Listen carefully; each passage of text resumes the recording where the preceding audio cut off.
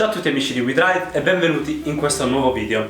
Non sappiamo cosa vi abbia portato la Befana nella calza, se dolci, carbone o cose varie. Ciò che sappiamo è che la nostra calza oggi, il giorno dell'Epifania, è ricchissima di novità.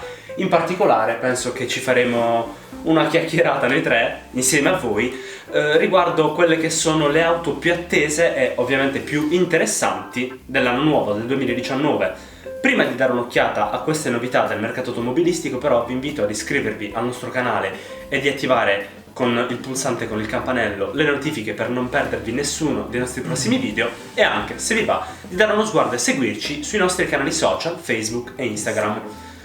Quindi, iniziamo magari da Bart. Abbiamo deciso di farvi vedere, di parlarvi di quelle che sono, secondo noi, le 15 auto più interessanti e più attese in assoluto del 2019.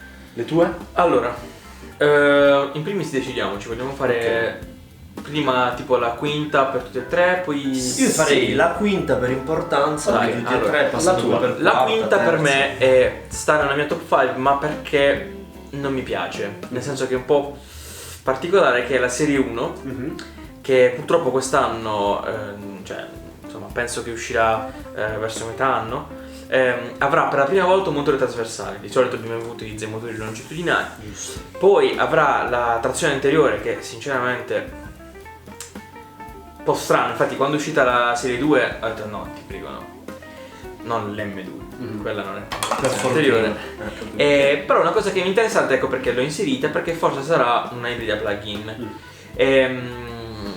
E mi interessa, mi incuriosisce, anche se i nuovi design della BMW mi piacciono parecchio, tipo perché dovrebbe riprendere quello della serie 8 o quello della nuova serie 3, e mi piace parecchio, quindi l'ho messa nella mia top 5, ma giusto per vedere cosa ha fatto BMW. Penso che comunque il segmento piccolo di BMW interessi molto al mercato. Anche perché è quello più Sì. venduto genericamente. Sì, esatto. Al mio quinto posto abbiamo la Opel Corsa, quindi una piccola compatta intorno ai 4 metri che darà battaglia con tutti gli altri competitor di varie marche, quali sono il Renault Clio piuttosto che Volkswagen Polo.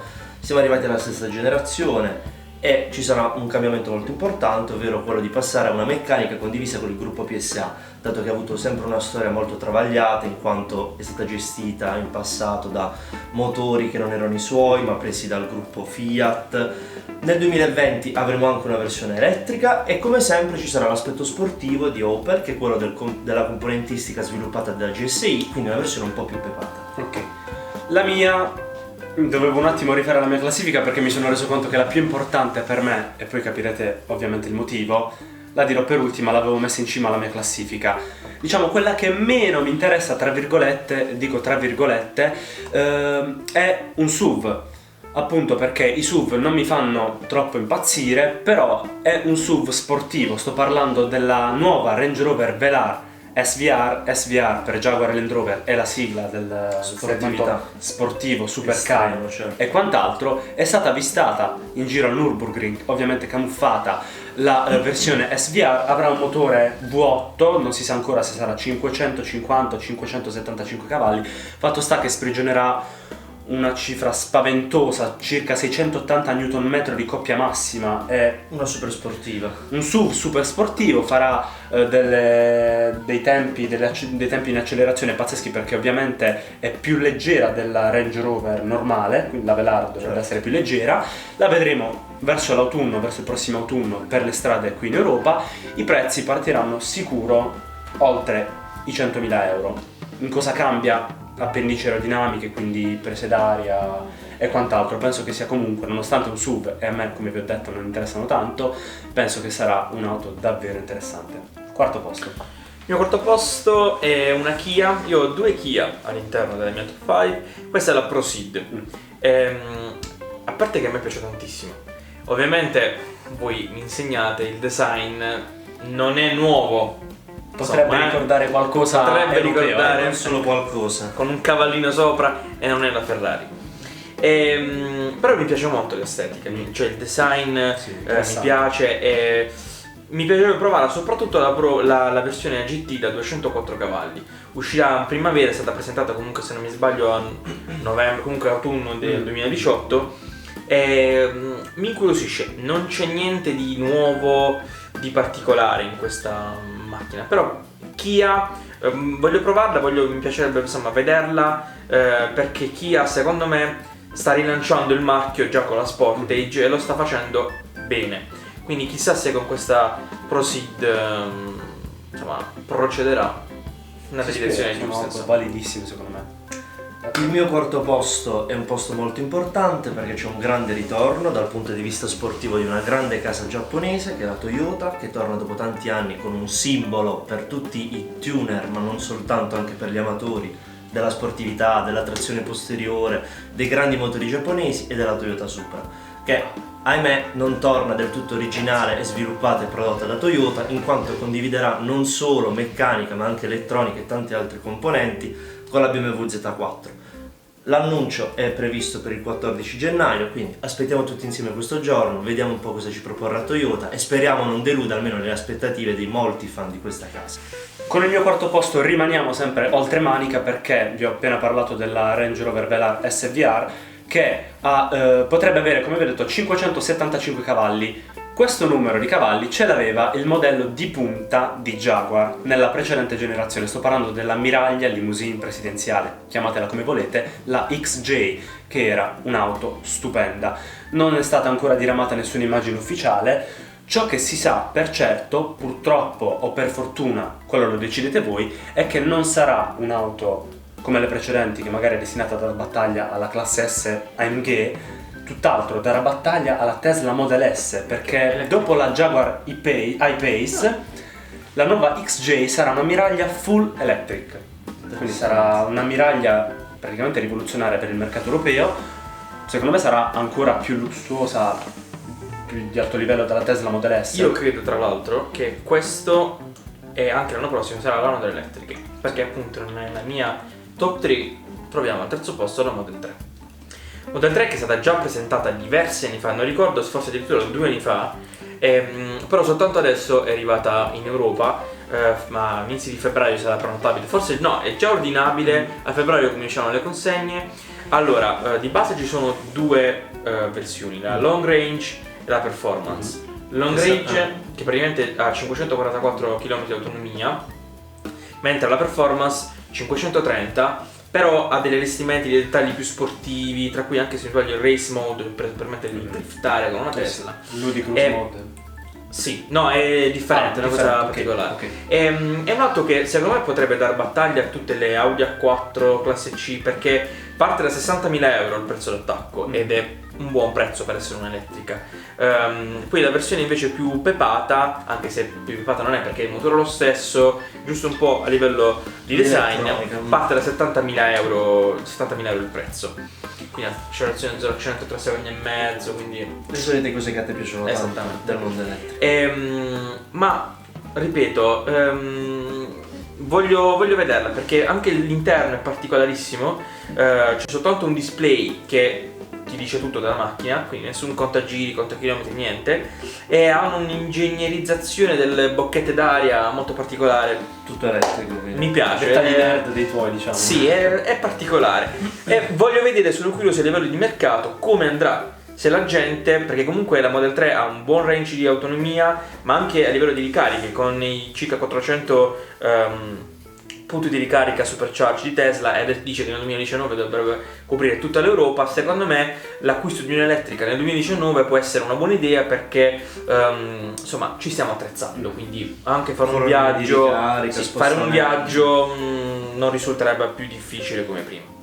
Io invece al mio terzo posto rimango di nuovo sullo sportivo e vi parlerò di un'auto che per me non è niente male, ovvero l'I30, però N, e non la classica ma la Fastback, quindi una versione più lunga, una versione a 4 porte con maggiore abitabilità, maggior bagagliaio, con le classiche tecnologie e prestazioni però della solita I30N, quindi 250 km autolimitati di velocità massima, 0-100 sotto i 6 secondi, 4 cilindri, 2000 benzina, 275 cavalli. Piccolo off topic o piccola curiosità è quella di avere la N, che forse non tutti sapevate, essere ripresa dal Nürburgring, nel caso in cui appunto sia stata quello il circuito dove è stata provata, testata e quindi sviluppato tutto l'apparato sportivo della casa coreana, o più semplicemente essere N riferita a Namyung, che è la città dove è stata prodotta e sviluppata tutto il reparto sportivo di Hyundai. Ok, ho capito. N di Nürburgring la si ritrova anche nel mio terzo posto, la mia è più europea, o meglio, quella che ho scelto io è più europea, non sta nella sigla o nel nome, ma è stata sempre avvistata lì, sempre camuffata. Sto parlando della nuova BMW Serie 8 Gran Coupé. Dopo la versione Coupé presentata qualche mese fa e praticamente 2 settimane fa la versione Cabrio, 2 poco più, è stata svelata la versione a 4 porte. Già la Serie 6, ragazzi, non me la toccate, io la adoravo. La Serie 6 Gran Coupé era una delle mie preferite. Adesso con la Serie 8 ho visto le prime immagini spia o anche i primi render, deve essere incredibile. Sempre comunque un motore non ancora in configurazione M8, sicuramente uscirà, però per adesso stiamo uscita la Mercedes, quindi esatto, darà battaglia alla Panamera e alla AMG GT 4-door, quindi performanti a 4 porte come anche la RS7, penso uscirà anche quella.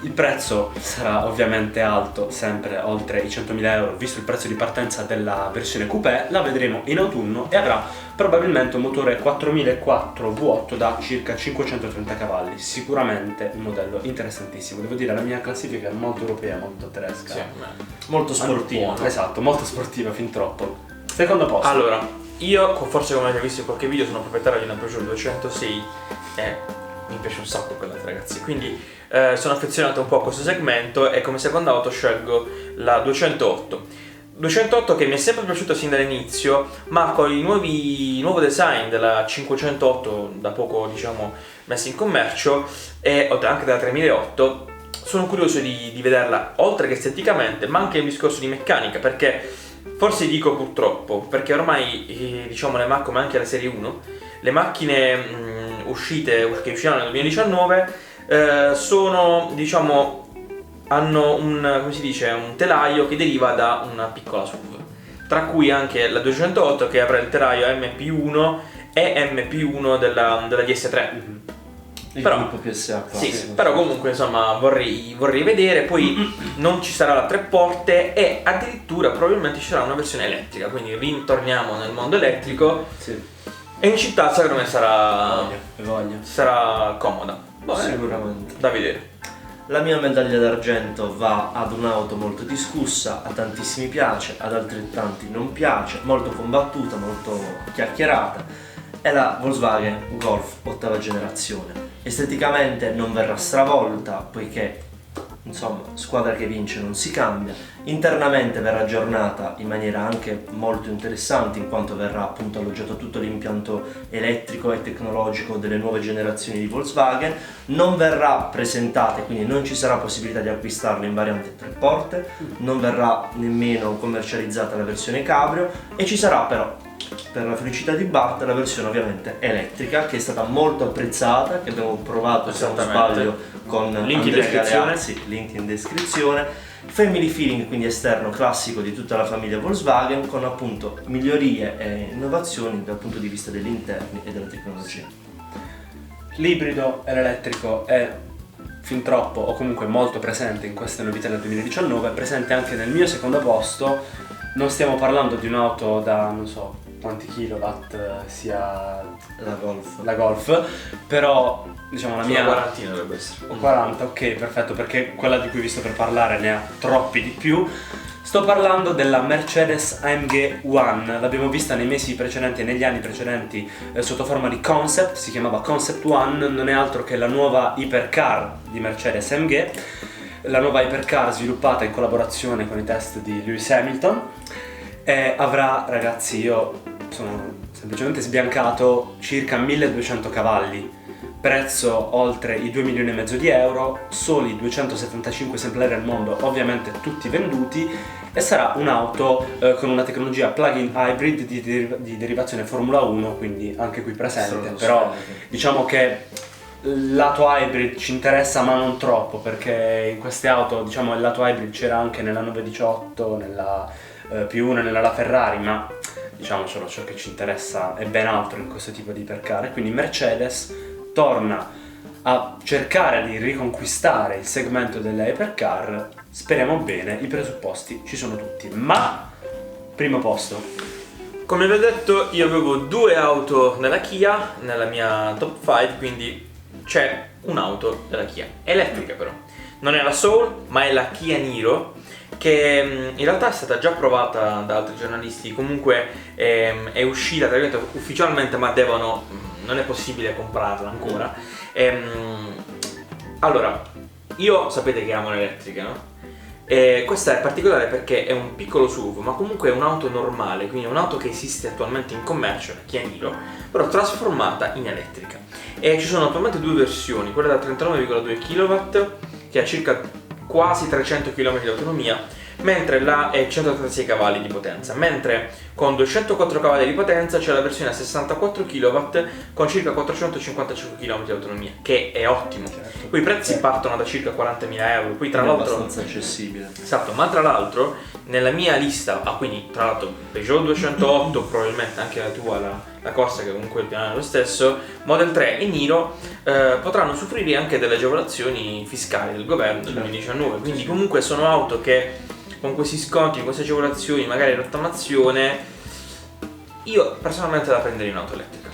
Voi ditemi quello che volete, ma Ormai ti conosciamo bene, diciamo. perché io l'ho provata ed è diversa, ed è particolare, ha una filosofia di vita, anche tu l'hai provata. Sì, ma diciamo che è abbastanza tangibile capire sin da subito i vantaggi dell'elettrico. Elettrico però che non è la mia prima posizione, è un'icona del fuoristrada, forse una delle due icone più famose, ed è la Range Rover Defender, che dall'anno prossimo verrà completamente ridisegnata, riprogettata, avrà degli interni molto più tecnologici, molto più lussuosi, esteticamente riprenderà il family feeling della Range Rover Discovery e avrà le due classiche varianti che sono 90 e la 110, che differiscono tra loro per una questione di lunghezza del passo, quindi avremo un passo più corto intorno ai 220 per la 90 e sui 280 cm per quanto riguarda la versione 110. Aspetto con molta attesa questo momento, in quanto loro sanno benissimo quanto io sia appassionato di fuoristrada e tutto quello che concerne il mondo del 4x4. Devo dire,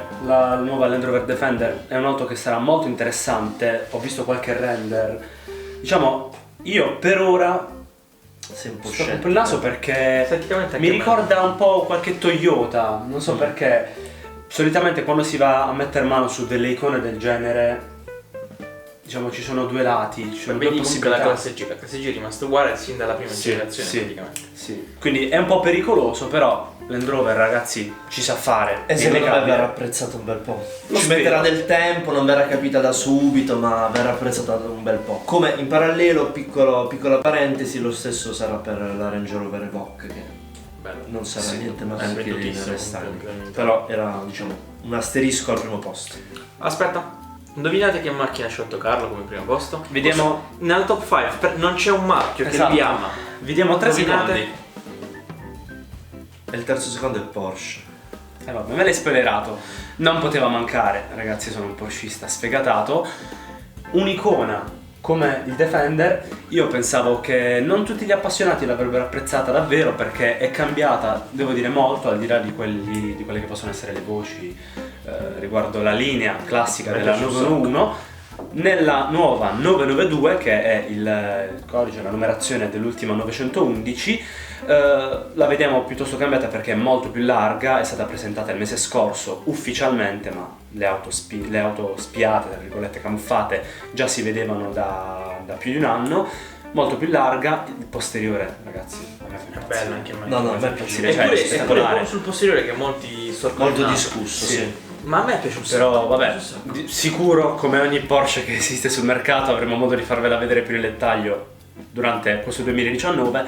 Per ora ci sono solamente le versioni Carrera S e Carrera 4S, quindi con 4 ruote motrici, 450 cavalli per bicchiere caduto, 124.000 euro di partenza. Ciò che è cambiato, oltre all'estetica, c'è un nuovo cambio PDK, il doppia frizione di Porsche automatico, che ha una nuova configurazione e lascia presagire proprio questo nuovo cambio la presenza in futuro, udite, sulla 911 non era mai avvenuto, un ibrido. Quindi ancora una volta in questa nostra personale classifica ritorna l'ibrido.